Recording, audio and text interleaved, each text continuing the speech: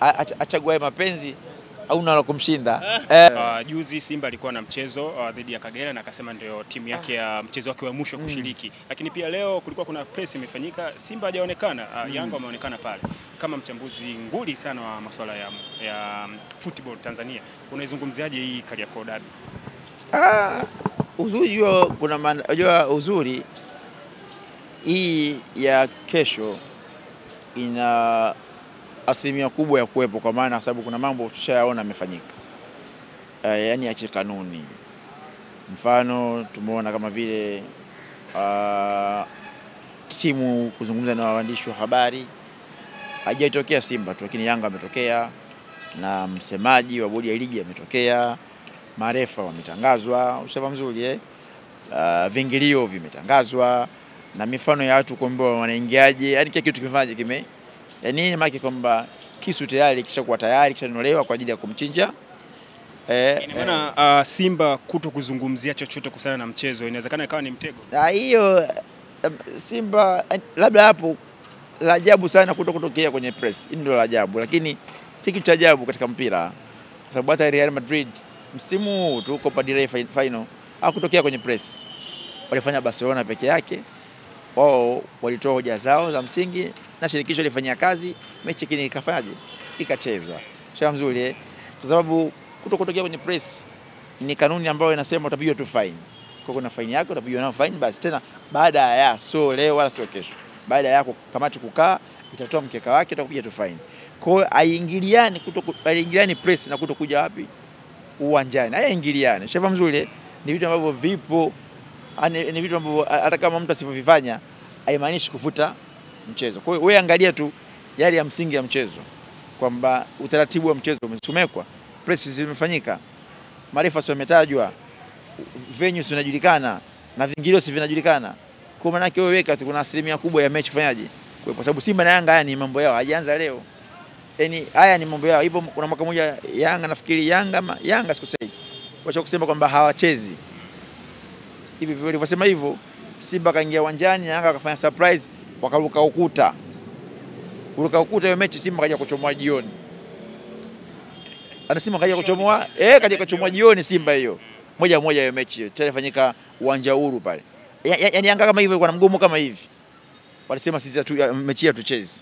Na kweli wakati huo hakuna press, hakuna nini kipindi hicho. Kuna pre-match meeting tu pale Karume mnakwenda pale. Basi Yanga wakaruka, walitokea ukutani. Watu waliruka ukuta wakaingia na gomba likapigwa kama kaida. Kwa hiyo ni mind game tu ambazo huwa zinawekwa, yani kutoa tension, kwa sababu pia ukiangalia Yanga naye ndio mwenyeji, kuna masuala ya viingilio hapa. Kwa hiyo inaweza kani plan labda kuharibia tu Yanga plani yao wasifunge msimu vizuri na kupata mapato makubwa. Sasa tumalizie hili swali la mwisho kabisa. Za ndani kabisa naambiwa kwamba Faisal Salum kuna namna Simba wanamnyemelea. Hizi zimekufikia? Unajua mchezaji kutakiwa na klabu nyingine ni vitu ambavyo ni vya kawaida sana. Lakini kusema sasa amechukuliwa, huo unatakiwa tuache kushabikia timu, tutakuwa kama ndazimu. Tushabikie mpira. Hakuna sheria inayoruhusu mchezaji kuongea na klabu nyingine akiwa na mkataba ya mwaka mmoja. Ndio mwaka hapo anamilikiwa na klabu yake, bila klabu yake kutoa ruhusa hiyo. Hakuna hicho kitu. Shamzuri. Labda waseme Simba ama Yanga wamemnunua Faisal kutoka Azam FC. Sio wamemalizana na Faisal kutoka sababu Faisal sio free agent. Faisal ana mkataba na Azam FC. Mkataba wake ulikuwa miaka 3 na mpaka sasa hivi katupeka miaka 2, huu ni mwaka wa mwisho anakwenda kucheza. Na kwenye kipengele cha Faisal kwenye mkataba huu unaona yeye kuuzwa ni $500,000. $500,000. $500,000 mkataba wake kipengele cha kuuzwa ni $500,000. Kwa nimtaka wote Faisal. Toa mpunga mezani unafanyaje? Hakuna. Sasa watu wengi ukisikia wanazungumza kwamba Faisal kashamalizana na Yanga, Faisal kamalizana na Simba. Wengine kasaini Simba, wengine kasaini Yanga. Asaini kwa msingi ipi? Huyu ni mchezaji wa Azam. Yaani asaini kwa msingi ipi? Kuna wengine wanasema kama kusaini labda aidha Yanga imekubali kutoa hicho kipengele kwa Azam ama Simba, au klabu imekubali kufanyaje kuwauzia. Lakini kama klabu haikutangaza mauzano aina yote, basi wasiulishwe matango poli. Labda sasa kwa msimu ujao inawezekana Faisal akaenda hivyo vilabu kwa sababu anakuwa free agent. Mshauri mzuri. Au kwa msimu huu kama kaenda hivyo vilabu, basi Azam wamekubali kufanyaje? Kumuuza.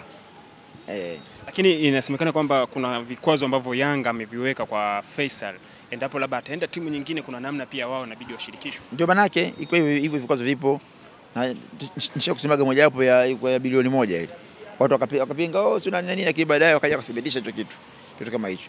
Maana yake iko hivi, mpaka hivi sasa hatima ya Faisal kwenda katika hivi vilabu ipo katika mikono ya Azam FC brother, sio kwa mchezaji. Ila Faisal yeye ana maamuzi, either aongeze mkataba na Azam ama asiongeze, ili awe free agent msimu ujao. Ama maamuzi anayo. Ila mpaka sasa hivi hatima ya Faisal kwenda Simba ama Yanga ipo kwa Azam FC, sio kwa Faisal mwenyewe. Ushafahamu mzuri kama watu wanavyosema ni. Yaani mtu wanamuuza Faisal tafikiria labda, yaani kama hamna sheria kwenye mpira. Fake saini Simba, mwingine saini Yanga, mwingine asipokwenda Simba si mimi mnikate kichwa. Watu wale kaadi tu. Anamkataba miaka 3. Kasha saini miaka 2, bado mwaka mmoja. Haya mambo mimi ndo niliyaletaga wakati yupo Yanga, kabla hajakuwa mimi ndo niliyaleta. Na mimi ndo sasa tunathibitishia kwamba Faisal bado ni mchezaji wa Azam FC. Sababu ana mkataba mwaka huo mmoja. Wakisikia labda Faisal amekwenda Yanga ama Simba, basi Azam wamekubali kufanya hiyo biashara. Ila kama Azam hawapo tayari kufanya biashara, basi Faisal msimu ujao ataendelea kucheza Azam mpaka amalize mkataba wake.